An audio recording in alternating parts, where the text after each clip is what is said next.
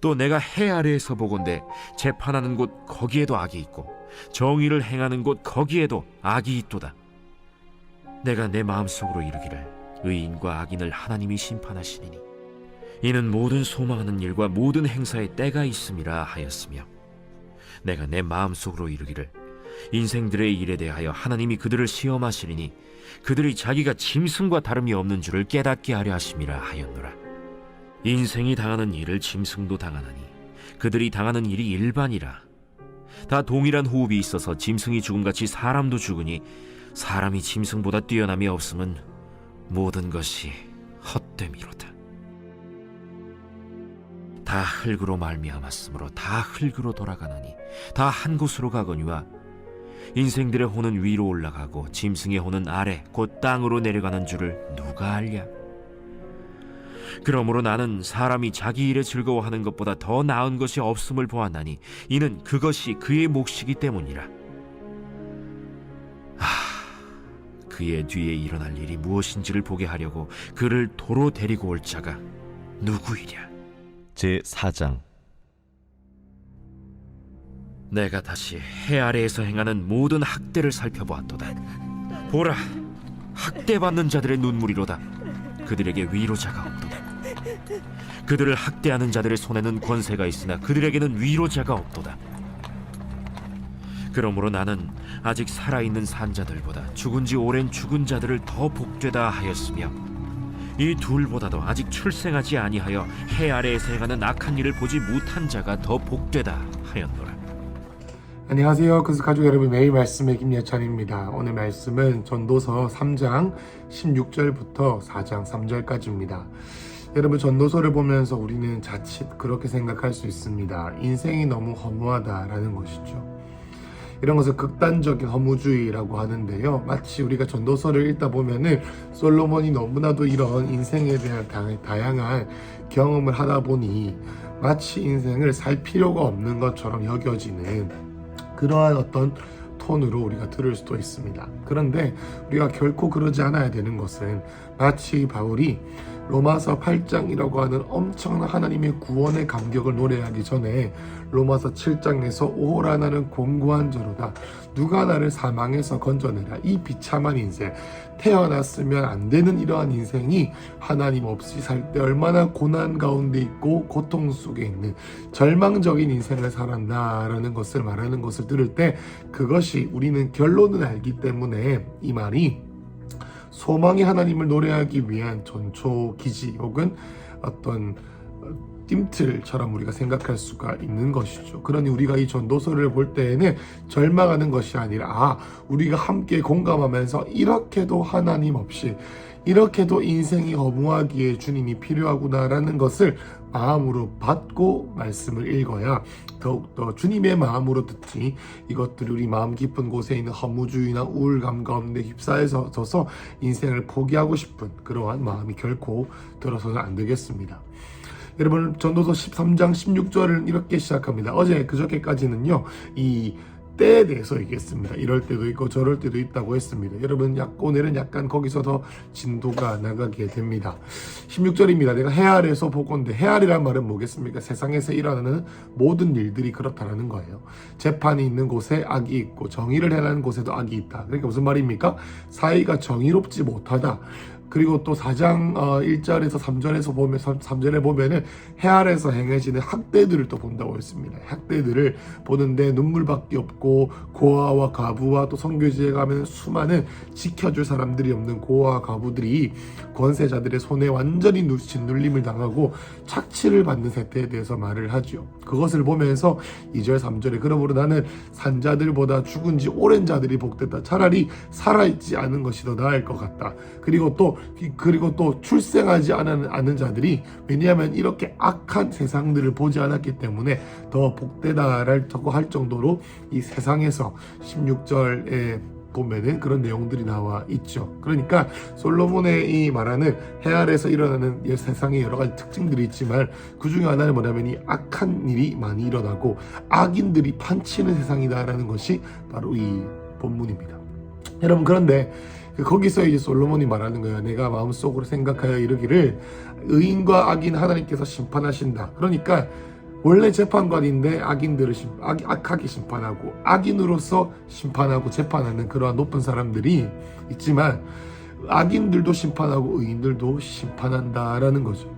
그런데 여기 보면 모든 일에 때가 있고 모든 행위는 심판받을 때가 있기 때문이다 라고 나와 있는데, 이것은 무슨 말이겠습니까? 이렇게 악하게 재판을 하고 약자들을 착취하는 그런 사람들을 위한 심판의 때가 분명히 있다라는 것이 27절을 해석하는 것이고, 또 18절에는 내가 또 마음속에 이르면서 깨닫습니다. 그게 뭐죠?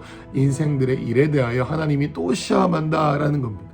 여러분, 시험한다. 하나님께서 이 사람들에게 시험을 주시는데 그것의 시험의 목적 중에 하나가 뭐냐면은 뭐예요? 나도 짐승과 다름이 없는 짧은 인생을 살아가는 사람이다라는 겁니다. 그거에 대한 얘기가 19절이죠. 인생이 당하는 일을 짐승도 당하느니 그들이 당하는 일이 일반이라. 그 말을 설명합니다. 동일한 호흡이 있어서 짐승이 죽음같이 사람도 죽으니 사람이 짐승보다 뛰어남이 없으면 모든 것이 헛됨이로다. 20절에 다 흙으로 말미암아서 흙으로 돌아간다라는 거죠. 이게 무슨 말입니까? 사람에게 하나님께서 질병도 주시기도 하고 또 고난도 주시고 여러 가지 삶의 이 길들을 허락하시면서 인간에게 깨닫게 하심으로 시험을 주시는데, 그게 뭡니까? 나도 짐승과 다름이 없는 짧은 인생을 살아가는 흙으로부터 온 보잘것없는 존재구나라는 것을 깨달아야 한다는 것이죠.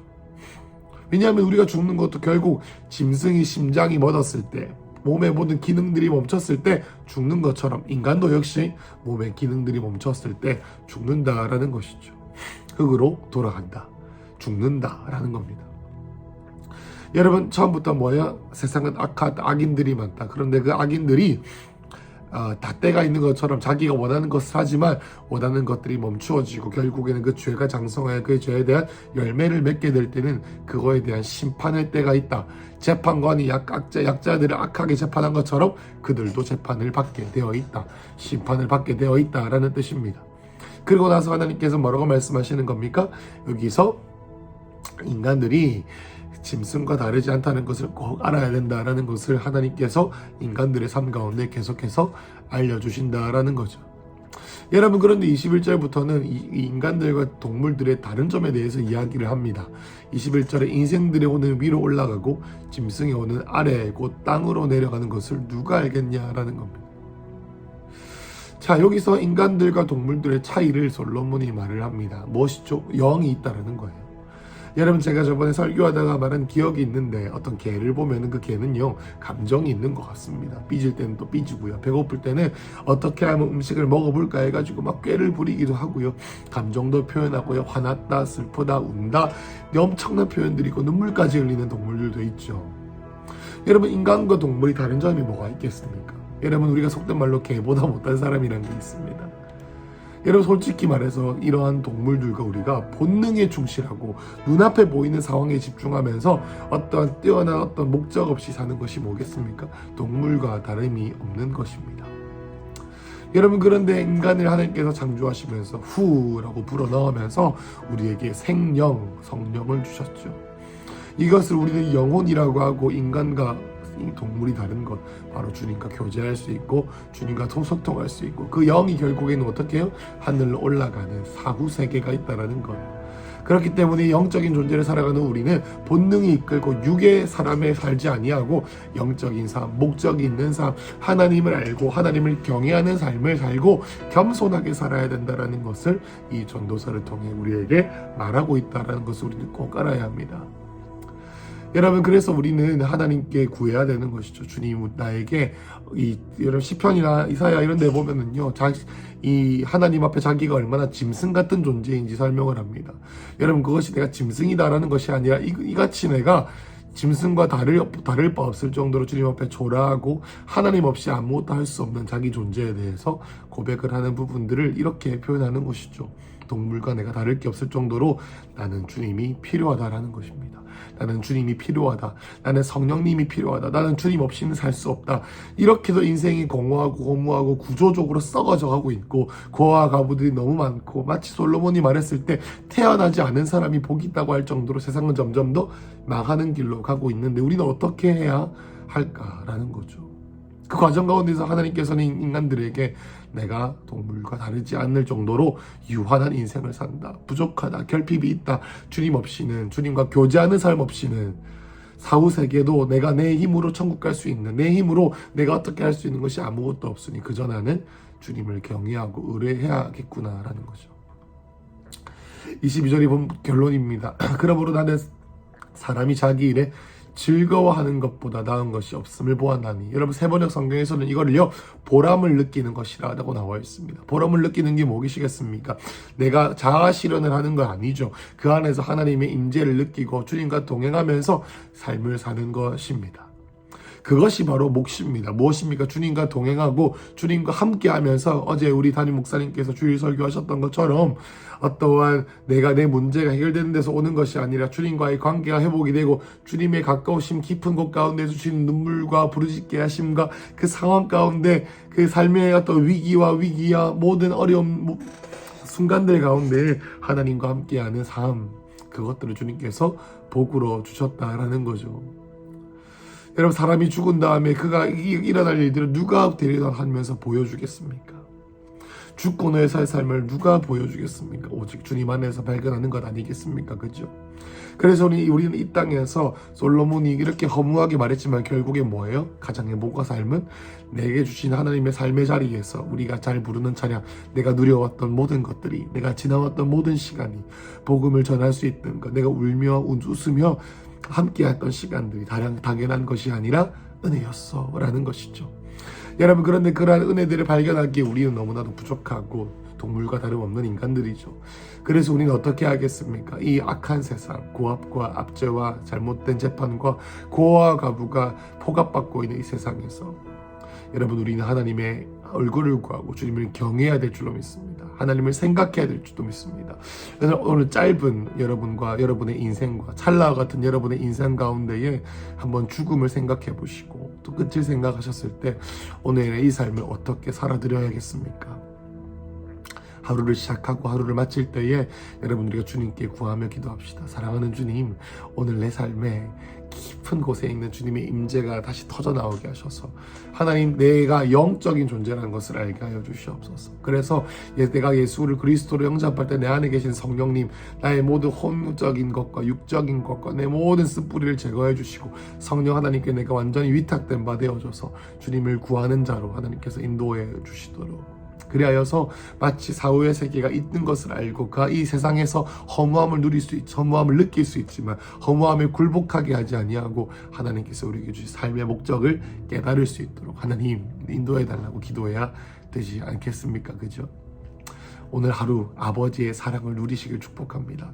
오늘 하루 아버지의 기쁨을 누리시길 축복합니다. 절망을 누리기 위한 것이 아니라 하나님의 임재를 누리기 위한 어떤 징검다리로서 우리의 인생의 허무함을 통과하여 나에게 유일한 소망이 되시는 우리 주님을 바라보는 하루 되시기를 축복합니다. 기도하겠습니다. 사랑하는 주님, 오늘 하루 우리의 인생을 인도하여 주시고 하나님 아버지, 이렇게 허무하고 악이 가득한 인생 가운데 극단적인 허무주의에 빠지지 않게 하시고 하나님을 경외하는 자로, 주님이 주시는 기쁨을 누리는 자로, 영적인 존재라는 것을 자각하여 영적인 주님과 영적인 교제를 하여 영적인 사후세계를 준비하는 그러한 귀한 인생 될 수 있도록 우리 모든 가족들을 인도하여 주시옵소서. 예수님 이름으로 기도했습니다.